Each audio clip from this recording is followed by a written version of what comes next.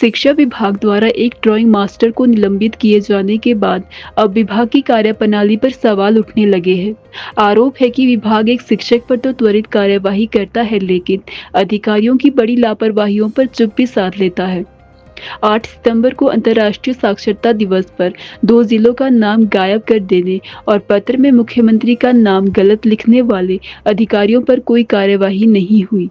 इसी तरह शिक्षा बोर्ड द्वारा कक्षा 12वीं की अंग्रेजी परीक्षा में हुई भारी गलती, जिससे 83,000 छात्र प्रभावित हुए, वहां भी जिम्मेदारों को बचा लिया गया। विभाग से पूछा जा रहा है कि क्या इन मामलों में भी सस्पेंशन होगा या कार्यवाही सिर्फ निचले स्तर के कर्मचारियों तक सीमित रहेगी। आखिर शिक्षा विभाग इतना दोगलापन लाता कहां से हो? क्यों एक गरीब आदमी के पेट में लात मारने का अधिकार किसने आपको दिया है? सिरमौर जिले के रोनाट से में एक कार्यरत अध्यापक को आपने सस्पेंड तो कर दिया, और हम वो सस्पेंड हुए हैं, कुछ अंग्रेजी के शब्द गलत लिखे हैं, हम उसका बचाव नहीं करने वाले। कैसे लिखा है वो जांच का विषय रहेगा, किसने वायरल कराया वो भी जांच होनी चाहिए। लेकिन उनको सस्पेंड करने के बाद जो आदेश जारी आपने करवाए हैं उसमें तो गलती की है।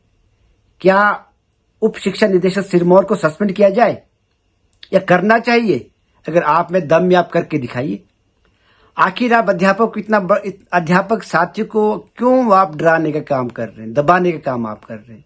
मेरा माननीय मुख्यमंत्री महोदय, शिक्षा मंत्री महोदय से निवेदन है कि आप स्वयं इसको देखें। और 8 सितंबर की बात है, अंतर्राष्ट्रीय साक्षरता दिवस के उपलक्ष्य पर, जहां पूरा संपूर्ण हिमाचल की पूरे देश भर में वाह हो रही थी, तारीफ हो रही थी कि हमने अपना जो मानक है उस मानक से ऊपर जाके पूरे प्रदेश के 99.5% ज्यादा हमने जो है अचीव कर लिया है।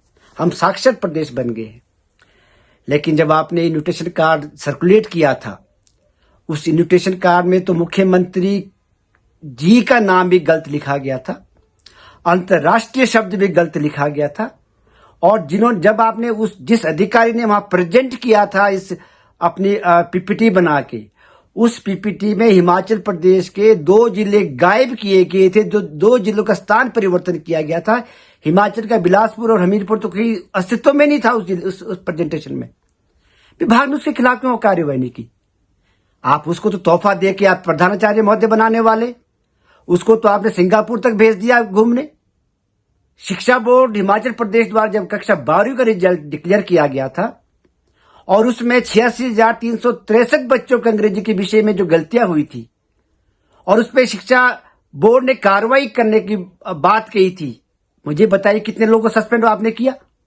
अधिकारी कर्मचारियों के जो पिछले 2.5 साल से हमारे सब भत्ते रुके हुए हैं, डीए रुका, उसकी बात रखने का दम तो आपका नहीं है। आपके साथ बैठे कर्मचारी करके जाता, उसको आगे पहुंचाने का दम आप में नहीं है।